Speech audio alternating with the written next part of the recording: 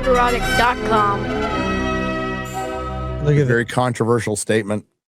Oh no.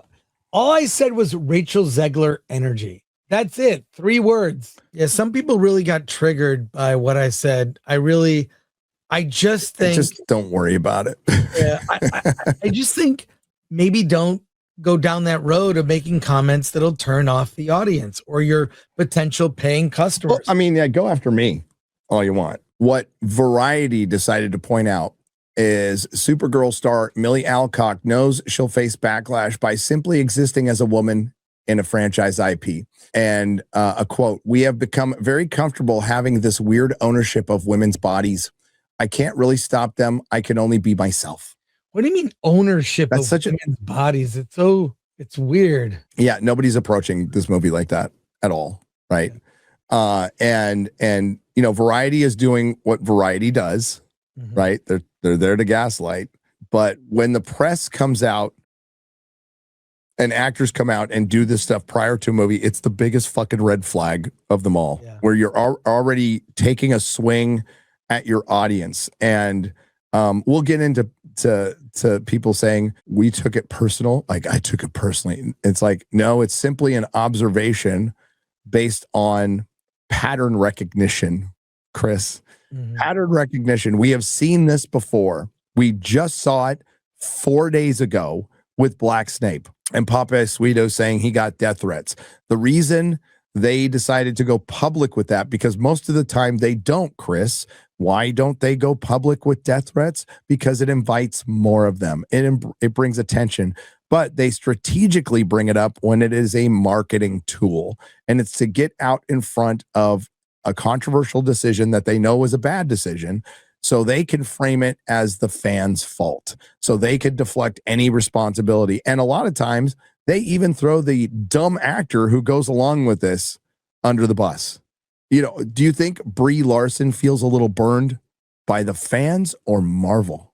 Probably at this point, Marvel. If you see the way she's acted on the tour, the press tour for Mario Galaxy, she's a changed woman. She certainly felt burned by the fans in the beginning, but as time went on and they saw that Marvel didn't really back her play very much, reduced her in Endgame, filled her sequel full of other people where she lost top billing on her own sequel, and now she's not even in Doomsday at all. Don't know if she'll be in Secret Wars. And when she gave that interview, and Mark Malkin, yeah, he said, "Are you going to do another Captain Marvel?" He's like, and she goes, "Do they want me to?"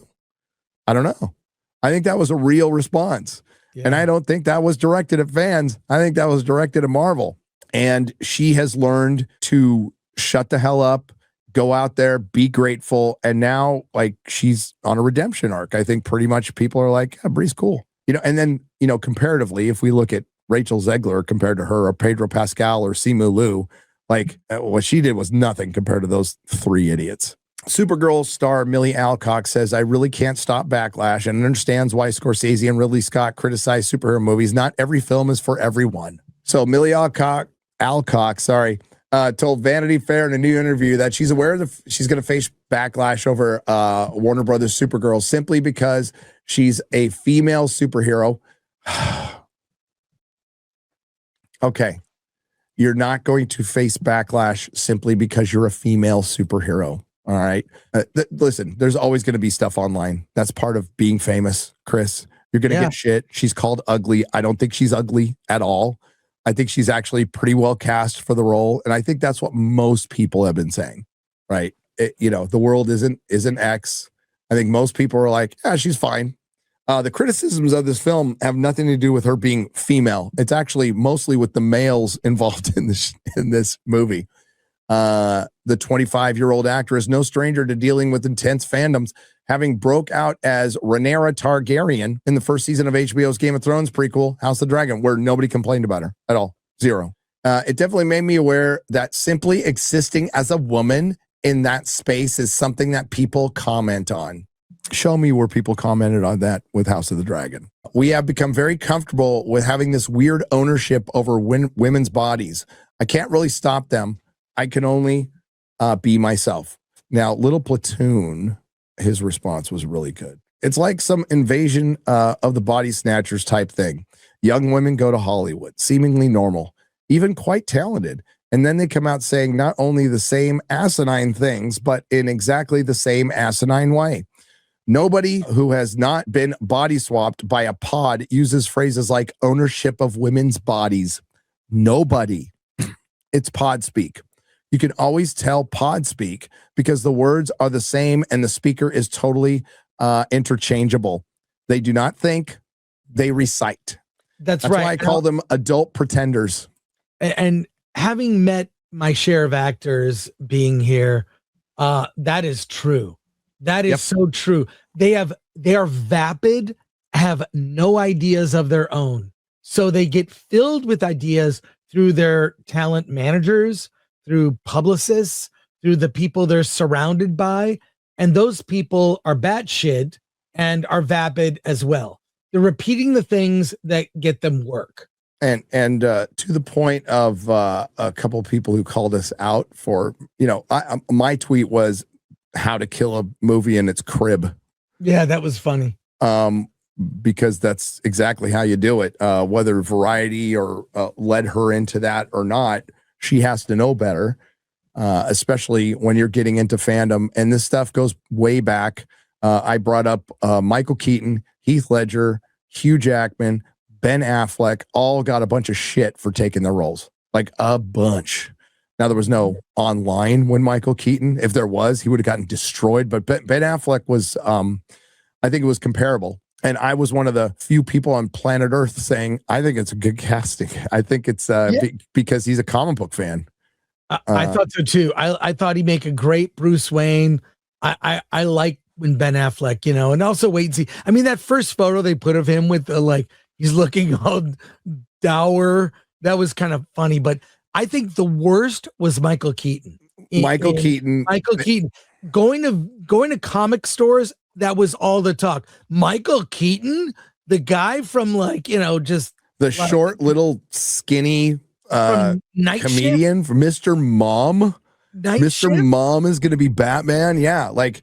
Like that was, and I'm not going to say I was all on board with it either. I was like, really? Either. That's a weird choice. I don't, Then that movie Clean and Sober came out. It's like, oh, we can do drama. And then there was an issue of Time Magazine. It was either Time or Newsweek that had that first photo of him as Batman in front of the car. And he had the whole suit on and everyone totally was like, whoa, that could work. Do you remember that? Yeah. Oh, yeah. When Heath Ledger was announced, a bunch of people were like, what the fuck? But I'm like, I just watched Brothers Grimm, which is a strangely pedestrian Terry Gilliam movie that I liked quite a bit. And he plays this just one of the quirky brothers. I'm like, I think he can pull it off. I didn't think it would be as good as it was. Hugh Jackman was the one I was like, he's too tall. He's too tall. Yeah. I was straight up. He's too tall. This is comparing the Superman trailer and the Supergirl this is totally on purpose, by the way. It's not like they're hiding from it. They're supposed to be polar opposites. All right. Two sides of the coin, and they're going to mirror things. And I think they think it's a really creative choice. And we see the really good side, the non-black pilled side, and the black pilled side. The problem is you didn't develop Superman's character enough to convince me that he is the paragon of goodness because he whined a lot. So, I mean, I think that destroys what I totally see what they're trying to do. But what do you want to bet that Supergirl gets more character development that you can understand than Superman? Because I don't believe James Gunn is a hopeful person. I don't think he believes in truth, justice, and the American way. I don't believe he believes in any of the values of Superman. I think he thinks he knows and he can try, but he's always been an irreverent. He's from trauma, dude. Yeah. Yeah, they're not like hero stories. Okay. I think that screen time wise, Supergirl will be more featured in the Supergirl movie than Superman was in the Superman movie. Too. She'll have more screen time, and it'll be less of an ensemble. It even appears that way from the trailer. But I think they'll be able to do the cynical point of view a lot a lot easier, Hmm. and that will come off at least more, I don't know, it will be more clarified in the story than Superman's character, which was, I do not believe was clarified in the story. I think we got an idea of what Superman was like, but you know, Man of Steel, Donner's Superman. I won't say Superman Returns because the character was lost and no dialogue and being creepy.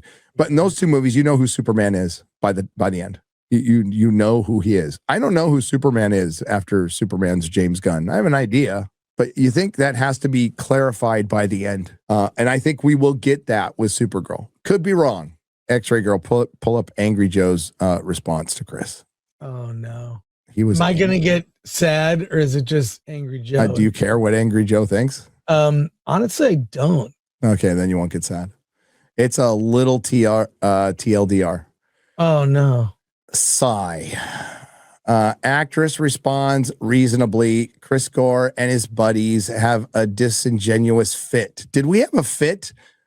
You wrote a single sentence. I wrote a single sentence. And I didn't say fuck her. And I commented in the replies to, I want this movie to be good. I really want to like it, but this is not going to help. It's going to turn people off. That's what I said. I would argue a wall of text is a bit of a fit. Yeah. Rachel shat on the source material. Millie says all she could do is the best she can. After she said there's some kind of weird ownership of men's bodies. If she would have left that out and said all she can do is the best she can, brilliant. Absolutely brilliant. Fuck her, right? Did you all even read it?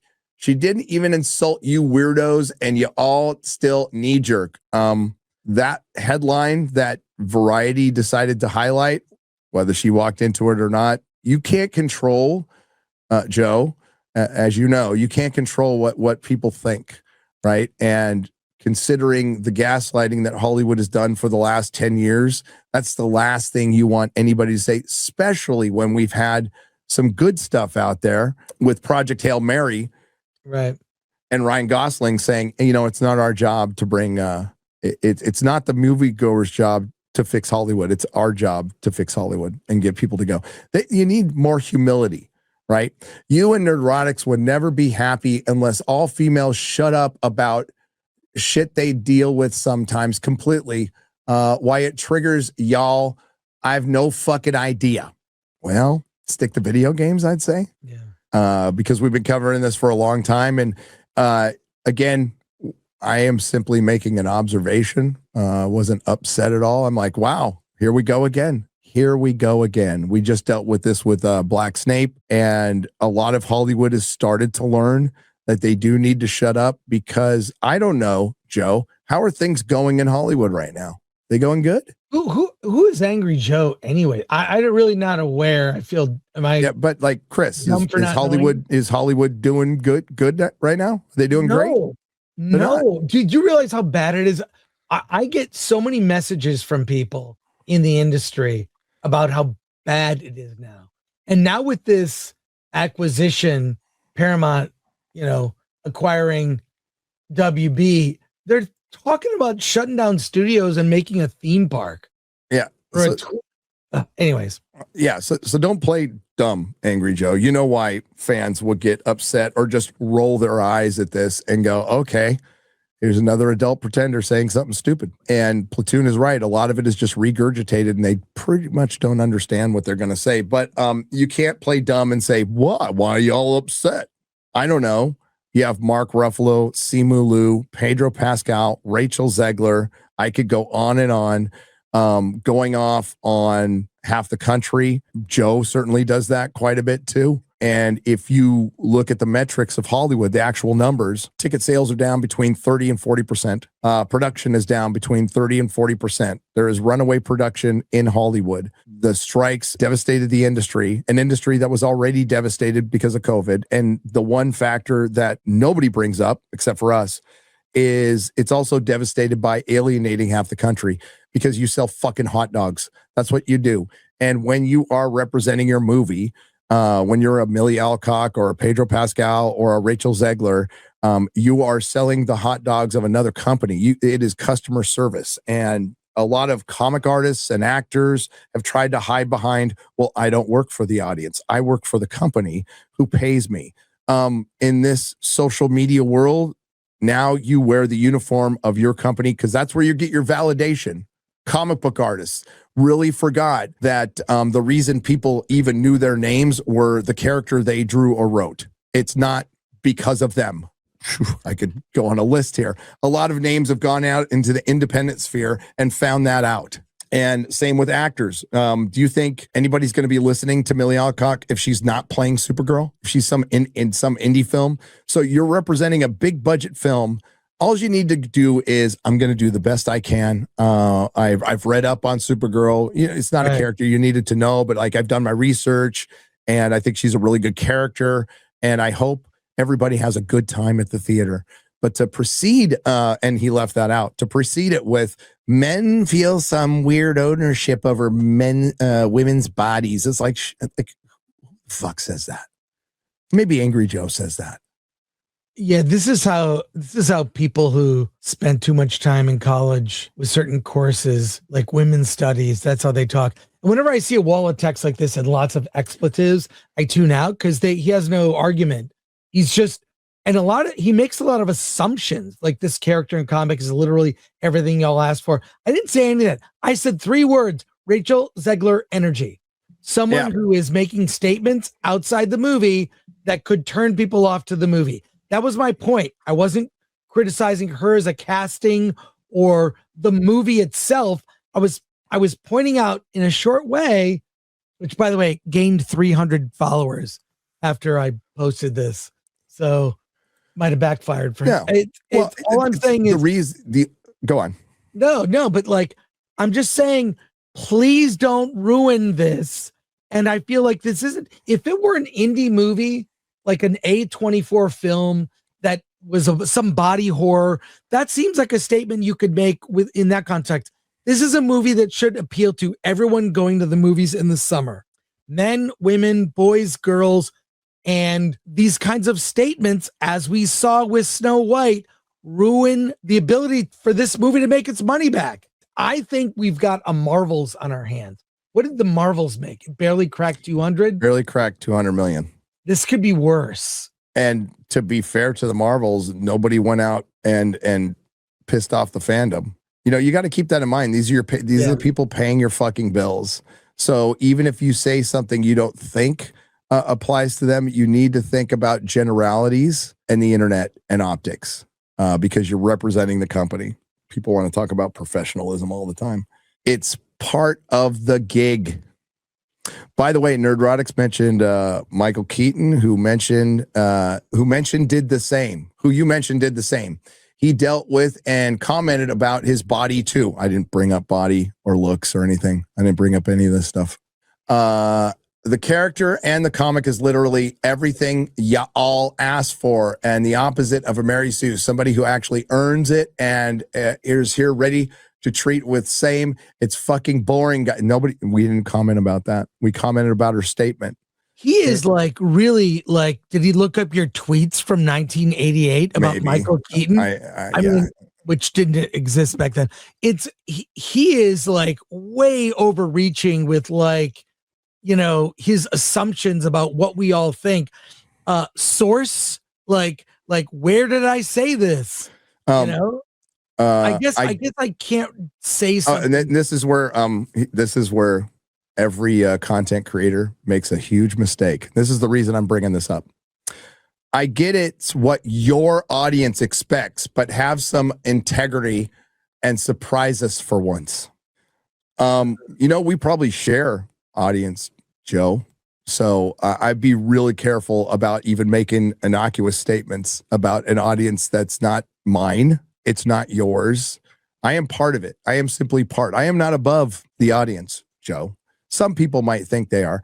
And to be fair to Joe, I doubt he's watched a second of my videos, and I haven't watched his in a long time. Or mine either. Yeah. So it's whatever. But the reason I bring this up is, yes, he's a YouTuber, goes way back, and his name is Angry Joe, and he used to get angry at things. But man, he polishes that armor for Millie Alcock. When we're talking about her statement, we're not talking about her looks or the casting in the movie, which if you would watch my stuff, Joe, you would see that I defended. But you know, that's what he does. He always pops in on Jeremy's comments too, because he's got massive TDS, I guess. And that's something we really don't discuss that much on this channel. But I think it's good to point out that when they start bringing audiences up, that's the core of the problem. That's what they're really bothered about. Joe doesn't care what I think. And in honest opinion, I think a statement like this can kill a movie in the crib. 100%. Exactly. We've seen it time and time again. And to pretend that Hollywood hasn't gaslit the audience over the last 10 years is disingenuous. Nerderotic.com. Please subscribe.